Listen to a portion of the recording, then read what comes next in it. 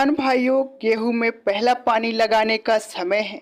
तो आज इस वीडियो में हम बात करेंगे कि गेहूं में पहला पानी कितने दिन के ऊपर लगाना चाहिए और पहले पानी के साथ में हम यूरिया तो डालते हैं, यूरिया के साथ में कौन सी खाद मिक्स करके डालें जिससे पौधे से ज़्यादा कलियों की संख्या निकले और ज़्यादा से ज़्यादा फुटाव हो। इस विषय में बिल्कुल कम शब्दों में आसान भाषा में पूरी जानकारी आज की इस वीडियो में मिलेगी। वीडियो को पूरा देखना। तो चलिए दोस्तों शुरू करते हैं।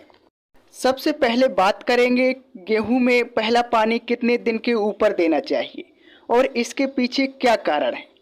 तो आपने आमतौर पर सुना होगा कि गेहूं में पहला पानी 21 दिन के ऊपर देना चाहिए, लेकिन 21 दिन के ऊपर क्या कारण है देने का ये भी आपको पता होना जरूरी है। 21 दिनों पर गेहूं में क्या होता है, नई जड़ें निकलती हैं।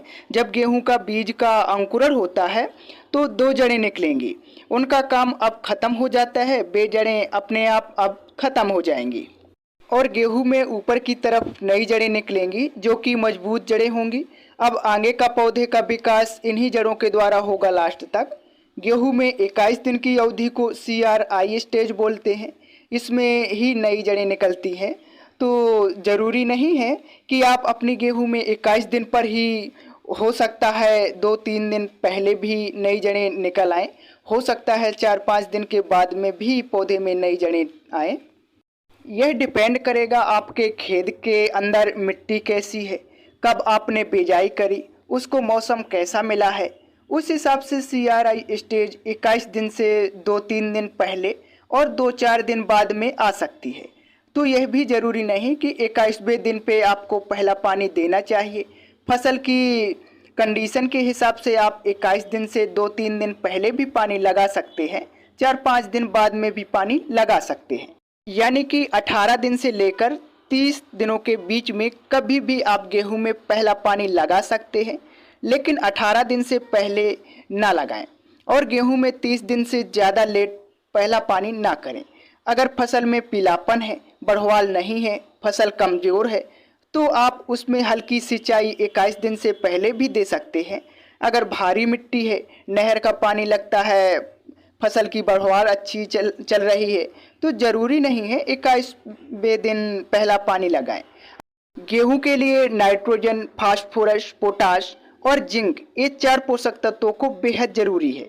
नाइट्रोजन के लिए हम यूरिया डालते हैं, फास्फोरस के लिए हम डालते हैं DAP, NPK या फिर SSP, और पोटाश के लिए हम MOP 60% में आती है वो डालते हैं। जिंक के लिए हम जिंक सल्फेट 21% वाली और एक 33% में आती है, यह डालते हैं। अगर आपकी मिट्टी में सल्फर की कमी है तो सल्फर भी आपको ज़रूर डालनी चाहिए। आजकल बहुत से क्षेत्रों में सल्फर की कमी भी पाई गई है। माइकोराइजा, सागरिका, बायोबीटा, ये प्रोडक्ट भी कुछ किसान भाई डालते हैं और इनका ट्रेड भी धीरे धीरे बढ़ते जा रहा है, लेकिन ये प्रोडक्ट महंगे आते हैं, इनके ऊपर एक्स्ट्रा खर्चा करने की आवश्यकता नहीं है। ये किस कंडीशन में आपको फ़ायदा पहुंचा सकते हैं, कब कब डालना है, इसको विषय में हम आगे वीडियो में चर्चा करेंगे। सबसे पहले हम बात कर लेते हैं नाइट्रोजन की, यूरिया की। तो यूरिया की मात्रा 30 किलोग्राम से लेकर 45 किलोग्राम तक आपको 1 एकड़ में डालनी है। दूसरे पानी तक नाइट्रोजन यानी कि यूरिया की मात्रा की पूर्ति कर देनी है आपको। यूरिया की मात्रा सबके लिए एक समान नहीं हो सकती, मिट्टी के हिसाब से, आपके खेत की कंडीशन के हिसाब से और फसल की कंडीशन के हिसाब से कम ज़्यादा यूरिया की मात्रा आप कर सकते हैं। जो नॉर्मली डोज थे वो मैंने आपको बता दिए।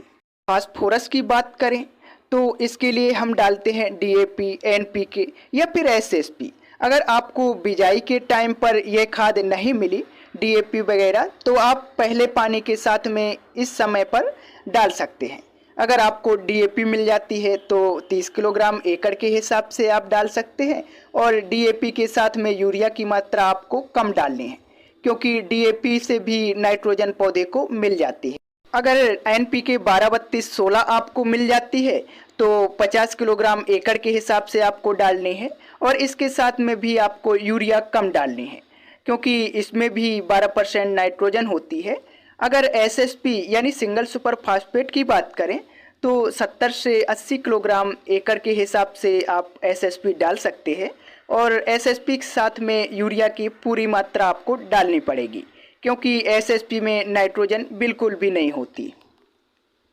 अगर हम बात करें पोटास की, तो पोटास जो 60% वाली आती है, एमओपी 60% म्यूरेट ऑफ पोटास, इसकी मात्रा आपको 20 से 25 किलोग्राम डालनी है। अगर हम जिंक की बात करें तो 21% में आती है जिंक सल्फेट और 33% में भी आती है। यूरिया के साथ में आप मिलाकर डाल सकते हैं। 21% वाली 10 किलोग्राम, 33% वाली 7 किलोग्राम। एक बात आपको ज़रूर ध्यान रखना है, जिस खाद के अंदर फास्फोरस होती है जैसे कि डीएपी, एसएसपी, एनपीके है, इनके साथ में जिंक को कभी भी मिलाकर नहीं डालना चाहिए।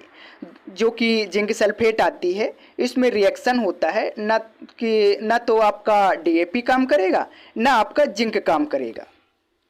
अब बात आती है सल्फर की, तो यदि खेत में सल्फर की कमी है तो 90% वाली सल्फर बेंटोनाइट आती है, 80% वाली सल्फर WDG में आती है, 90% वाली बिजाई के टाइम पर बढ़िया रहती है और जो 80% वाली सल्फर WDG फॉर्म में आती है, ये आप पहले पानी के साथ में डालते हैं तो बहुत बढ़िया काम करती है।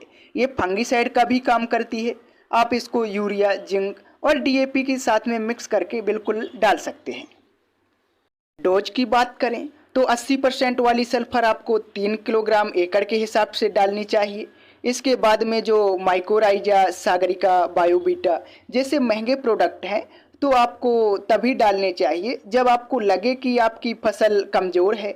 मान लीजिए आपने गेहूं के अंदर पहला पानी लगाया और जो ऊपर मैंने खाद बताई वो ज़रूरी पोषक तत्व, ज़रूरी खाद आपने डाल दी पहले पानी के साथ में, फिर भी आपको लगता है कि 1 हफ्ता बाद में, 10 दिन बाद में यदि उस खाद का रिजल्ट नहीं आ रहा, अगर आपको लगता है कि फसल कमज़ोर है, जड़ कमज़ोर है, नई जड़ें नहीं निकल रही, तो आप माइकोराइजा डाल सकते हैं। जड़ों के अंदर बढ़िया काम करता है। फसल कमज़ोर है, पीलापन नहीं जा रहा, तो सागरिका और बायोबीटा आप इनमें से कोई एक ट्राई कर सकते हैं। अब इस समय पर दीमक का प्रकोप भी गेहूं पर होता है, तो दीमक के लिए 100 ग्राम कॉन्फिडोर आपको लेनी है, जो एमिडाक्लोप्रिड आती है। 1 एकड़ के हिसाब से यूरिया के साथ में मिलाकर 100 ग्राम 100 ml कॉन्फिडोर जो आप 1 एकड़ में डाल दो, दीमक का अटैक ख़त्म हो जाएगा। दीमक के ऊपर बहुत बढ़िया रिजल्ट आता है। तो इस प्रकार से गेहूं में पहला पानी और खाद के बारे में हमने पूरी विस्तार से चर्चा करी। इस वीडियो को दूसरे के